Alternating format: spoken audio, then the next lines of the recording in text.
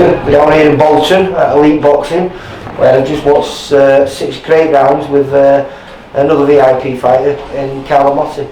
Yeah, good fighter, very awkward, tricky, so it's a good round to. Yeah, he is. He's very, what's commonly known as slick. But he's beginning to add a bit of spike to his game, and we could see that in the spar there, because it was a bit of a chess match early on, and then the last 3 rounds it really warmed up, and it was you take one and you gave one back. You're not going to give me no credit though, you're calling him slick but not me. No, that's what I'm saying. I mean, that's what Kyle's renowned for, you know what I mean? That's his style. I don't know too much about your style. I never got a chance to see you in the amateurs, and we've had that one pro fight, and that's gone up to a year ago, mate. Can you believe it? It's crazy, isn't it? That last year just feels like a blur. Yeah. How do you, well, this, I mean, we're down here now. I think I bumped into you, I came to do a little bit with Nathan, your stablemate, Nathan Quarles. And we had a little chat, and you told me, you know, some of the people you've been moving around with. I think you've been doing with Cullen. Had you been moving with Heffron as well? Yeah, Lyndon, Heffron, Cullen, there's more, but I can't think of. Who have all done really well on the big stage. I mean, who would have thought Lyndon Arthur would have beat Anthony Hardy? It didn't surprise me.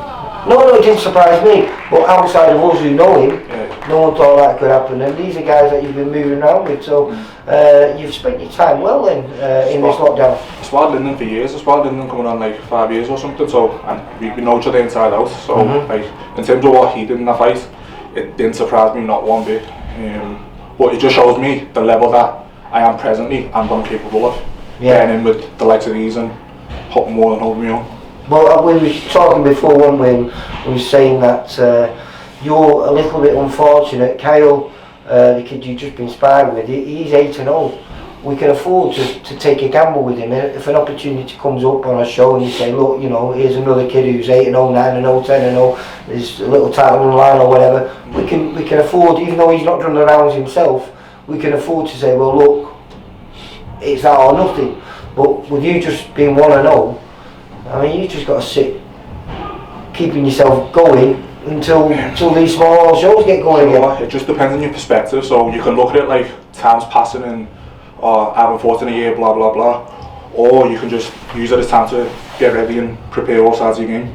You can't let your plate get cold watching someone else's. Well, Tom, just sit in there for a second, mate, because you're his coach.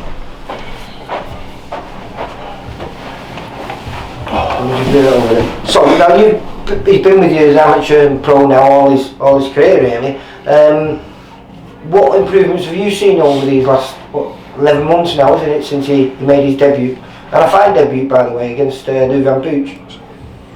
See, the thing is, like, he's sparring top lads. We've made, I think the first few years with him, I'm making a point to get him out sparring as many good lads as we can.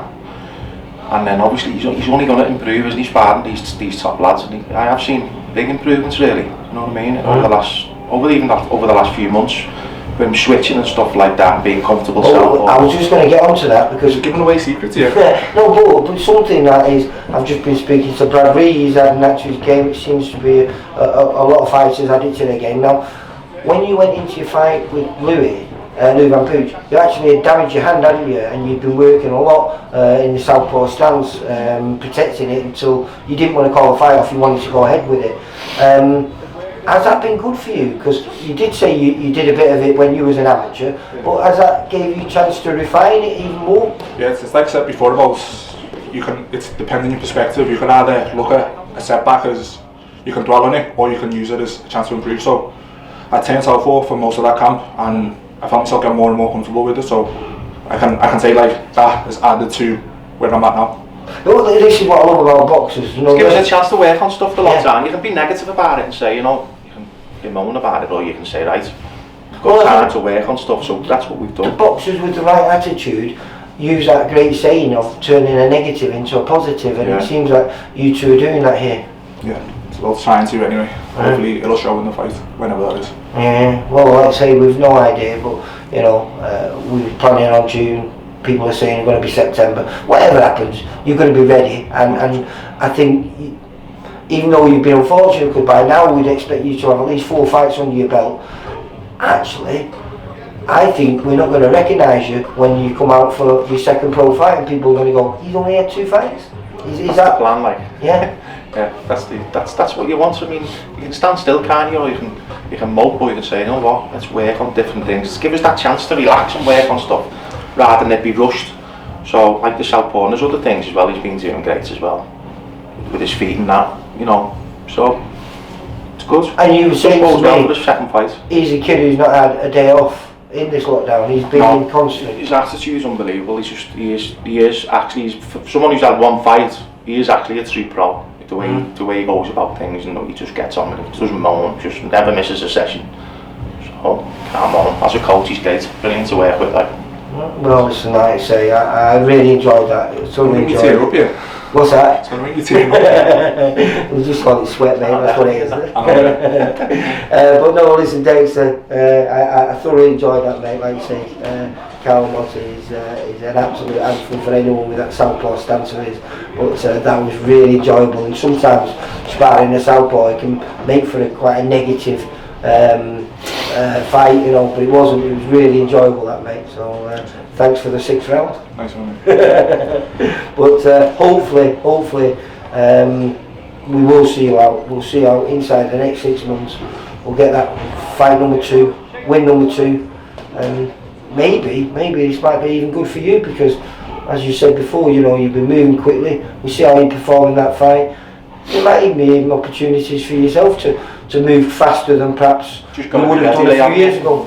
He's just got to be ready, and that's the plan, just to make sure he's ready. And if a chance does come, he's there, he's fit and ready to go. So I think that would be the plan anyway, to move a little bit faster, because we've already missed 12 months. So I think naturally that would be the plan, because like you said. And the good thing is you've got a good amateur pedigree behind you as well. It's not like you're coming into the game from nowhere. You know what I mean? You know where you stand. You know the people that you moved around with as an amateur who are doing well now as a pro. So why can't you? True, sorry. Chaps, superb. been a pleasure. Nice one. Thank you See you very later. much. Bye. For all boxing info, news and latest interviews, amateur and pro, across the north, click and subscribe. VIP Boxing Promotions. Also Twitter, Instagram and Facebook.